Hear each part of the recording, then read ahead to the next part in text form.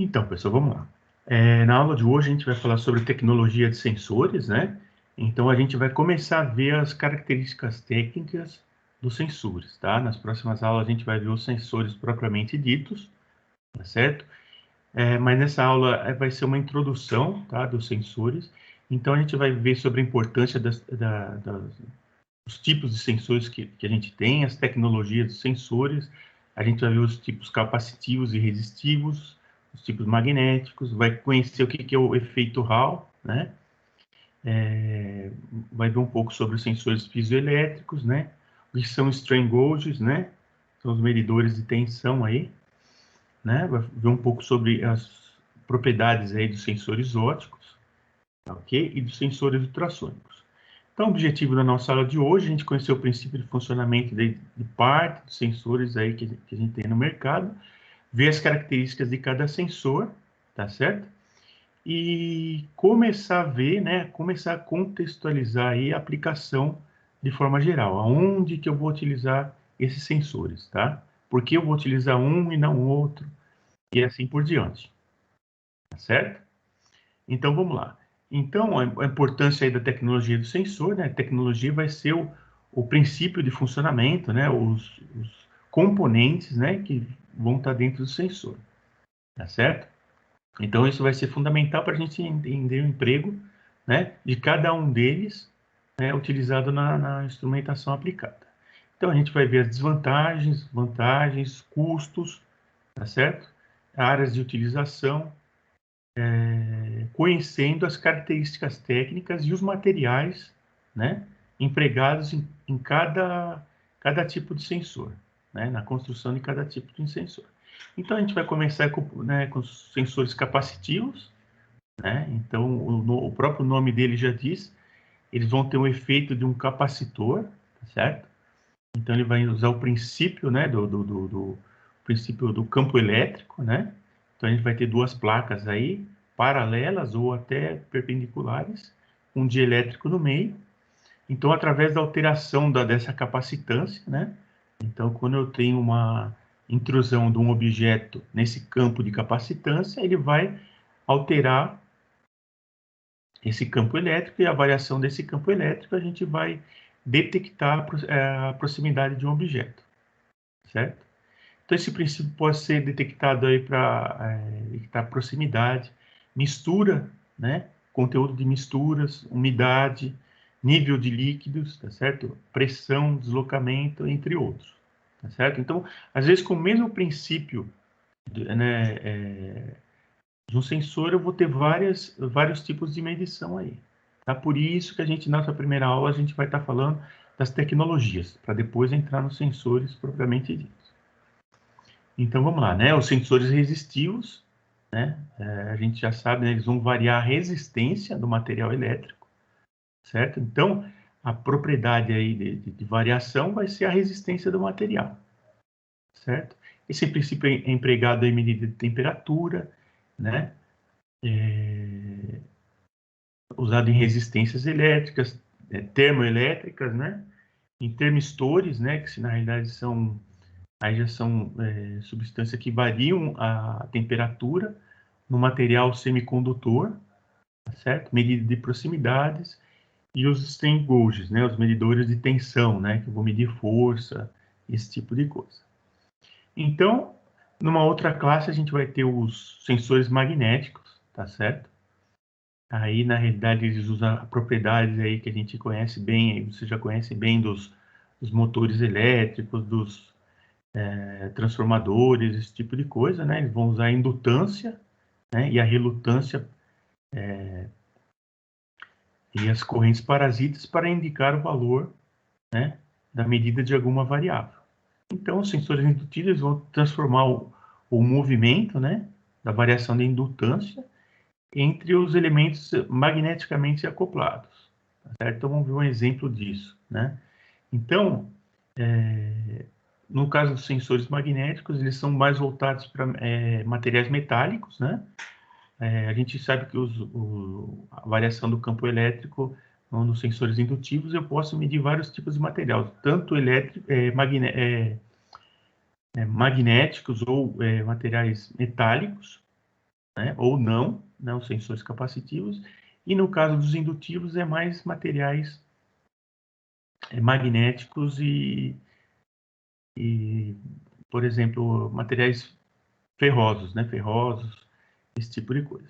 Então, o sensor de relutância variável, né? Eu vou ter uma bombina enrolada no núcleo ferromagnético, né? Um ímã permanente, né? Isso daí vai se tornar um sensor de indutância variável, tá? Quando eu tenho a presença de um material metálico, né? Esse material vai variar essa relutância. Variando a relutância, eu vou detectar a presença do objeto. Tá? Por exemplo, se eu tenho uma roda dentada, né? Então, conforme ela gira, essa sequência de pulsos vai ser proporcional à variação do fluxo e assim vai variar a indutância. Vamos ver a figura que vai ficar mais fácil. Tá? Então, o primeiro exemplo aqui mais simples, tá, dos sensores magnéticos, é o de deslocamento, que é a aproximação. Então, eu vou ter um objeto, tá? Aqui é o princípio do sensor, tá, pessoal? Ainda não é o sensor, mas é o princípio de funcionamento do sensor. Então, o primeiro princípio básico, eu vou ter o deslocamento de um material metálico. Eu aproximando, o que eu faço? Né? Aquela relutância, que seria a resistência magnética do objeto, diminui. Então, eu consigo medir, tá? Eu consigo ter essa medida. Aqui eu vou ter também, no mesmo caso, né? Eu vou ter um ímã, né?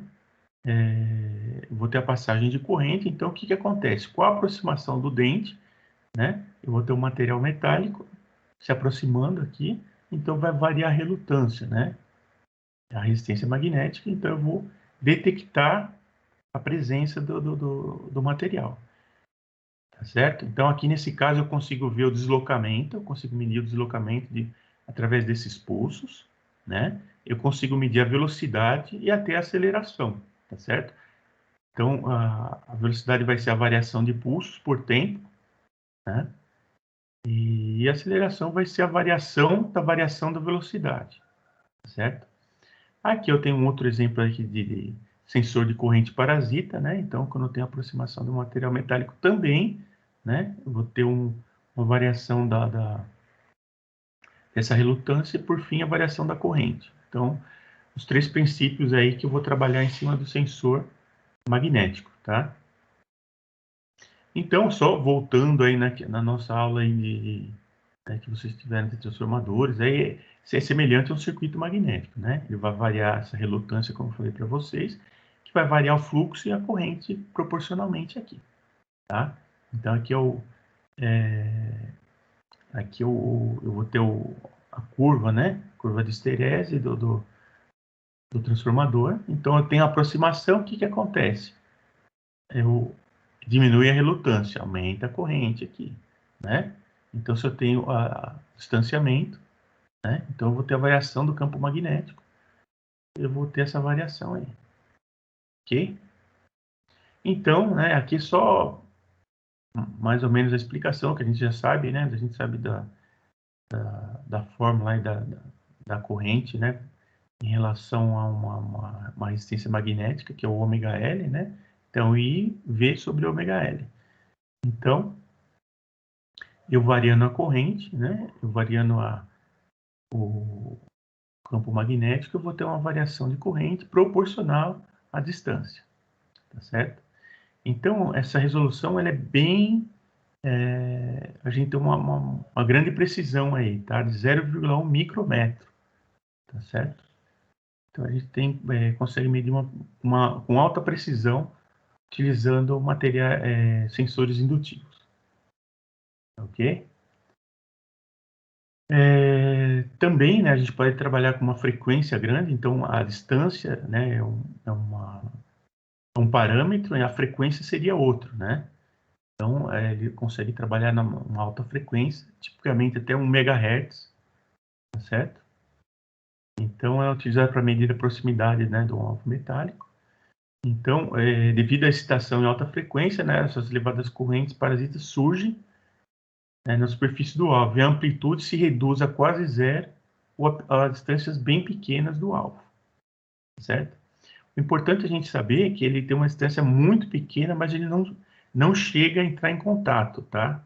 É uma coisa bem Importante a gente ver isso, porque na realidade eu posso ter um sensor mecânico, tá? Esse sensor ele pode ter o contato físico realmente, tá? Ele vai ter que ter uma mola de, né, de contrapressão, esse tipo de coisa. Mas aqui eu tenho uma alta frequência, uma proximidade muito grande, mas eu não necessariamente eu chego a ter contato, tá? Porque até o contato físico vai ter o desgaste do sensor, certo? Então, isso permite, né, essa alta frequência, essa distância bem pequena, e permite que eu trabalhe com objetos bem pequenos, tá? Porcas, arruelas, materiais metálicos bem pequenos, tá? Então, os sensores podem detectar sem contato direto, como eu falei para vocês, né, os elementos metálicos que passam por um campo magnético, convertendo em um sinal elétrico. Então, ele vai ter uma amplificação, uma conversão, né, que vai poder ser interpretado aí por um CLP, um controlador programável qualquer, certo? Então, ele vai ter uma padronização também de aceite de sinal aí, tá? Então, os sensores indutivos aí caracterizam por ter grande durabilidade, tá? Eles têm excelente precisão, alta frequência de comutação, certo? E por não serem sensíveis a vibrações, certo? Então, essas são as principais características deles aí. Então, agora a gente vai falar de um outro efeito, tá? A gente vai combinar um efeito de campo elétrico e campo magnético, tá? Seriam os sensores de efeito Hall, ok? Eu até tenho uma figura, depois a gente vai entender como é que funciona. Então, o sensor de efeito Hall, né, foi descoberto por um físico, né? Que é usado para medir a magnitude de um campo magnético consistente num condutor, certo? O qual ele é percorrido por uma corrente, né, alinhada perpendicularmente ao campo magnético. Na figura a gente vai ver mais fácil, tá? Então ele produz uma diferença de potencial proporcional ao campo magnético, tá certo? Que pode ser usado para medir determinada grandeza, tá certo? Então a tensão vai ser proporcional ao campo B, né? Campo magnético, a corrente e essa constante Hall. Então, o condutor do sensor de efeito Hall é normalmente feito para materiais semicondutores, tá certo? Pois produz uma tensão maior. Então, vamos entender o funcionamento aqui do desenho. Então, o que acontece? Eu acho que o próximo desenho está melhor, mas vamos falar um pouquinho desse aqui. Então, eu tenho um campo magnético B aplicado aqui, tá certo? A gente sabe que a carga dos elétrons aqui da corrente elétrica, né? Os elétricos são negativos, e quando eu aplico um campo B perpendicular a ele, o que acontece? Os elétrons eles vão se deslocar, tá certo? Então eles vão se deslocar em relação à densidade de fluxo, tá? A densidade, por exemplo, de uma corrente contínua de uma fonte elétrica, ela é constante, certo? Então, ela é constante. Quando eu aplico um campo magnético, eu vou ter uma densidade maior num sentido do que no outro, ok? E através dessa diferença, eu vou conseguir medir a tensão, porque eu vou ter mais elétrons do lado e menos do outro, certo? Por isso que eles usam também esse material semicondutor. Vamos ver a próxima figura, fica mais fácil. Então, é assim, eu tenho uma corrente elétrica aqui, tá? Vou imaginar uma corrente. O que acontece? Quando eu tenho um campo magnético, eu desloco esses elétrons aí, tá? Então, eu tenho uma força, né? Uma força, já estudaram, acho que em física lá, tem uma força que é proporcional à carga, né? Que a carga seria a corrente, né? E proporcional ao campo magnético. Eu tenho esse desvio. Quando eu tenho esse desvio aí, o que eu tenho? Se eu medir a tensão elétrica nessa plaquinha aqui, eu vou ter uma diferença de potencial. E essa diferença de potencial é proporcional, tá certo? À medida desse campo aí. Isso eu tenho na próxima figura. Eu deixei no YouTube para vocês, tá? Até para vocês verem o funcionamento lá, é dinâmico isso daqui, tá? Esse gráfico é dinâmico, a gente vai entender, tá certo? Então, na realidade, eu consigo medir um campo magnético através do instrumento semicondutor com esse efeito Hall, certo? Então, eu vou deixar para vocês, né? além de vocês pesquisarem, né, os 3 sensores Hall vendidos comercialmente, tem um vídeo no YouTube que ele mostra como é o funcionamento do efeito de campo. Tá certo, pessoal? E eu vou deixar mais um documento lá um artigo lá para vocês lerem, tá certo? Então ele mostra com detalhes aí. Mas eu acho que deu para vocês explicar. Então, eu vou medir campos magnéticos, tá? Só que eu uso uma corrente elétrica e essa diferença de potencial que eu meço vai ser proporcional ao campo magnético. Maior o campo, maior o deslocamento. Beleza. Ok. Então, agora a gente vai ter sensores piezoelétricos, tá? O que são os sensores piezoelétricos? São materiais, na realidade, o quartzo é o material mais conhecido aí como material piezoelétrico, tá certo?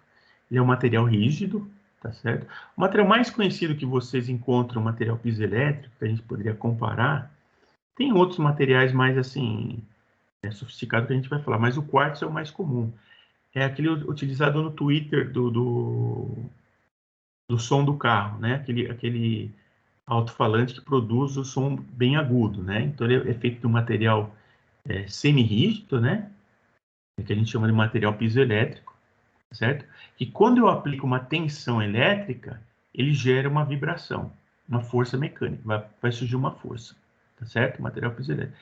E só que no nosso caso, a gente vai fazer o contrário, certo? A gente vai receber uma força e vai medir a tensão. Vai ser o contrário do Twitter do carro lá, tá? Então, eu vou aplicar uma força nesse material piezoelétrico e a aplicação dessa força vai gerar uma tensão elétrica, tá certo? Essa tensão é proporcional à força, uma constante do material, dividido pela área, tá certo? Então, eu vou medir força, né, ou pressão, tá ok? Então, ele mede força, pressão, esse tipo de coisa, através do deslocamento, tá certo? Ele vai ter a mesma coisa, né? Agora vamos falar dos materiais aqui, né? Então, eu tenho quartzo, materiais sintéticos, esse sulfato de lítio, né? Cerâmicas ferroelétricas, titanato de bário, certo? O mais comum é realmente que eu falei que é o quartzo, né? Então, ele produz tensões maiores na saída, né? Na maioria, os cristais são muito úteis em aplicações de deslocamento, como eu falei para vocês, medindo a tensão. No entanto, ele apresenta limitações mecânicas de esforços, tá? E não são sujeitos a aplicações que pode ocorrer ressonância, tá certo? Então, tem uma limitação, se eu aplicar muita força sobre ele, eu vou quebrar, né? Porque é um material semi-rígido, tá certo? O princípio piezoelétrico é reversível, portanto, distorções podem ocorrer aplicando uma tensão inversa, como eu falei para vocês, né? Eu aplico uma força e meço uma tensão, ou aplico uma tensão e meço uma força, tá? Então, em receptores ultrassônicos, né, variações senoidais ultrassônicas são convertidas em forças aplicadas a esse transdutor piezoelétrico. Então, da mesma forma, o movimento, né, do transdutor de deslocamento é causado por um meio mecânico, né, pela aplicação de uma força nesse transdutor piezoelétrico. Então, eu posso ter variações aí de um cristal, né, proporciona uma tensão de 23 microvolts, tá certo? Para o quartzo, e até 14 milivolts para o titanato de bário, certo? Então, eu tendo uma variação maior, eu consigo medir, por exemplo, no titanato de bário, eu consigo medir maior o deslocamento, certo? Aqui ele explica, né, a aplicação de um cristal de área de 100 milímetros quadrado, com um diâmetro aí de 1 milímetro, tá? Esse material. Então, a polaridade da tensão produzida depende, né, onde o material é comprimido ou estendido. Então, vamos ver na figura aqui. A figura facilita bastante. Então, é um material em repouso, certo? Quando eu tenho um tensionamento, tá? Eu tenho uma concentração aí de cargas elétricas, e quando eu tenho uma distensão, né, extensionamento do material, eu vou ter uma falta de elétrons. Então, ele vai gerar a diferença de potencial. Gerando essa diferença de potencial, eu consigo medir, certo? Então, variação mecânica, variação de tensão, certo? Variação de esforço mecânico, variação de tensão, tá certo? Então, esse é o princípio do material piezoelétrico aí. Agora vamos falar sobre os strain gauges, né? O que são os strain gauges, né? Medição de tensão, né? Medição de tensão mecânica, também, tá certo? Então, a gente tem um outro tipo de material que a gente chama de piso resistivo, certo? O que vai acontecer com esse material? Quando eles são submetidos a uma força, né? Ou de compressão, ou de tração, tá? Ou de torção, tá? Ele tem vários aspectos aí. Eu consigo medir, né, uma variação de deslocamento de 0 a 50 micrometros. Então, ele é bem preciso, tá certo? Usando transdutores, por exemplo, como, né, diafragma de pressão, para medir pressão, ele vai converter variações de pressão em pequenos movimentos. Ele trabalha numa faixa aí de 0,15%, tá certo? E trabalha com resistências nominais aí de 200, 100, 20, 350, 500 até 1000 aí. E tem outros também, tá? Tem alguns modelos mais padronizados e outros mais específicos aí, tá certo? Outro comentário, né? O strain gauge ele é feito de um fio metálico, né? Em forma de zigue-zague e é montado numa folha flexível, tá certo? O fio normalmente ele é circular, tá certo? Então, pelo aquele princípio físico da resistência, né? A resistividade mais o comprimento dividido pela área, então eu consigo fazer uma variação da resistência do material, tá? Então, a gente sabe que a lei da resistência, do resistor, né? E é igual a ρ, L sobre A. Então, a resistência que foi inversamente proporcional à área, tá? Portanto, vai existir uma variação de resistência. Quando eu esticar ele, né? Eu vou variar essa área dele, e tanto o comprimento quanto a área, e vou mudar a resistência dele. E através dessa variação de resistência, eu vou medir o deslocamento, tá certo? Esses tipo fio, eles têm sido substituídos aí por folhas metálicas ou até semicondutores. Então, vamos ver a figura aí para facilitar, tá? Então, na realidade, esse fio, né, ele vai estar em formato, nesse formato assim. Então, o que acontece? Ele vai ser esticado, né? Ele vai ser esticado, então eu vou ter mesmo que micrometricamente, eu vou ter um deslocamento aqui do comprimento desse material. Variando esse comprimento, eu vou variar a resistência.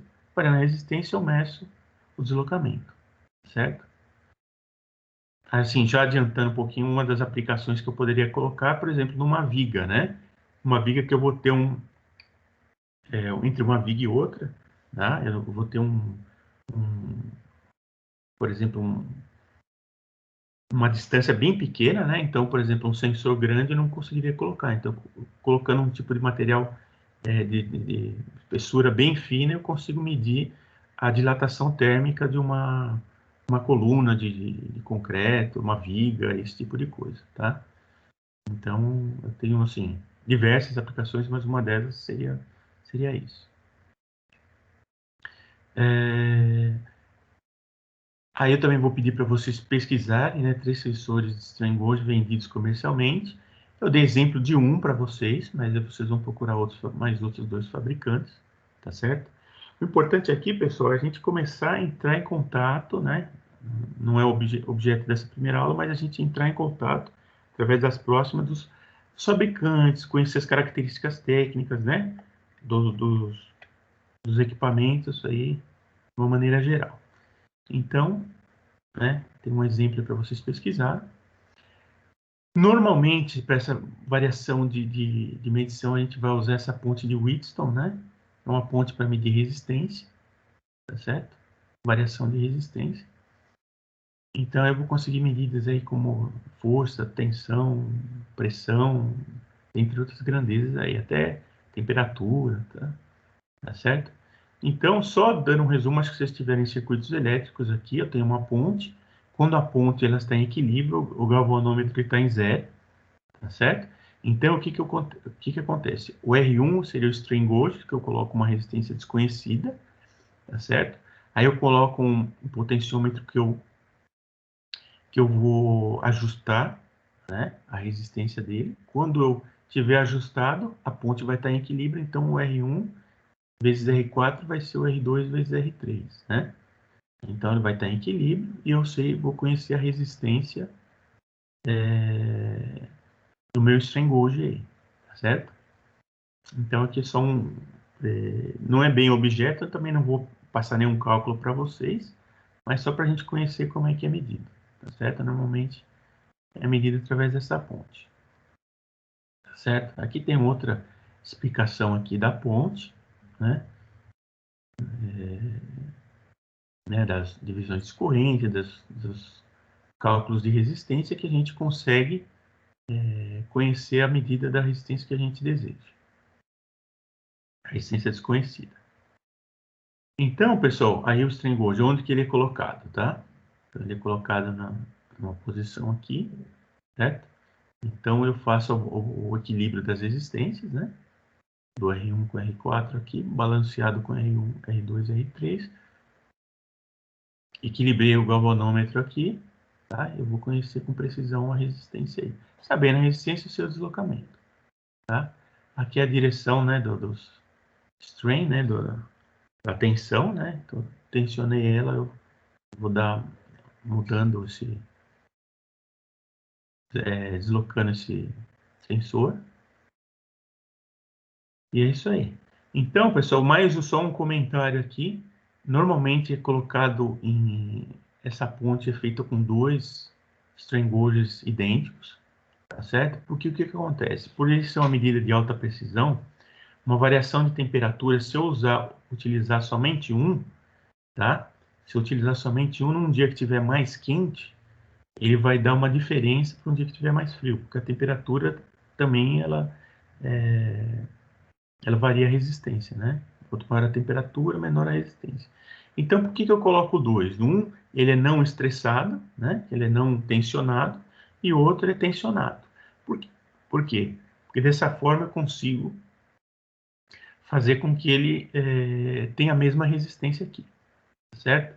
Para ter equilíbrio na ponta. Então, se o efeito do calor aqui, de uma certa forma, eu consigo equilibrar o efeito do calor. Porque eu coloco uma resistência igual, então esse vai sofrer o efeito da temperatura, esse vai sofrer o efeito da temperatura, e numa ponte ele vai acabar se equilibrando, tá certo? Então eu consigo mais precisão na medida aí da minha grandeza de força aí. Força, tensão aí. Tá, ok? A gente vai trabalhar com sensores, outro tipo de sensores, sensores ópticos, né? São baseados numa fonte de luz e um detector de luz, certo? Essa luz pode ser transmitida por um cabo de fibra óptica, pode ser distribuída, né? Assim, trabalhada a longa distância, tá certo? Essa forma de transmissão tem imunidade a ruídos, né? Induzidos eletromagneticamente, né? E vai proporcionar grande segurança em ambientes agressivos aí.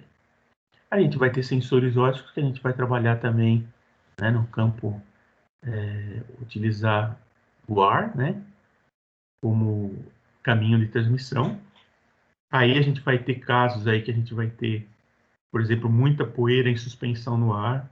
A gente pode ter a interrupção desse caminho de transmissão, mas a gente vai falar um pouquinho mais para frente. Mas assim, o princípio vai ser o emissor de luz, certo? Numa faixa de frequência, tá? E um receptor de luz aí, tá certo? E ele pode ter uma modulação, né, de transmissão caracterizada aí para a variável medida, certo? Então a gente vai trabalhar aí com os emissores aí como lâmpada de filamento de tungstênio, laser, LEDs, né? Usados preferencialmente por não serem afetados pela luz do sol. Então a gente vai trabalhar com uma faixa aí, né? Procurando não estar trabalhando a luz do sol, certo? Mesmo assim, a gente tem casos que a luz do sol, quando em alta intensidade, ela tem uma certa interferência nesse tipo de sensor, certo? Então, vai trabalhar também com fototransistor, né? Fototransistor e fotodiodos, né? Usado nas fotocélulas e nos fototransmissores, que são sensíveis à região infravermelha. Então, a gente vai trabalhar uma grande parte na região infravermelha, tá certo? Então, esses sensores ópticos são usados para medir proximidade, né? Que é o deslocamento, né? Movimento e até a concentração de gás. Ok?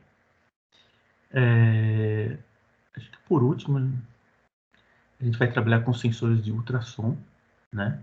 Ultrassom são faixas acima de 20 kHz, né? Acima da faixa audível pelo homem, né? Então, normalmente a gente ouve né, frequências aí de até 20 kHz, né? A gente, sei lá, 50 Hz até uns 18 kHz, né? O ser humano escuta, né? Então, as faixas de frequência de ultrassom, elas trabalham acima de 20 kHz. Então, as frequências trabalham de 20 a 15 MHz, tá certo? O princípio do ultrassom é através de reflexão, né? Então, ele emite um ultrassom e o dispositivo e outro dispositivo recebe, ou mesmo dispositivo ou outro dispositivo, tá? Então as mudanças nessas variações são detectadas pelo tempo aí da viagem do ultrassom.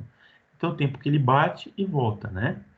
Esse som bate e volta. Então esse tempo medido eu consigo medir a distância, né?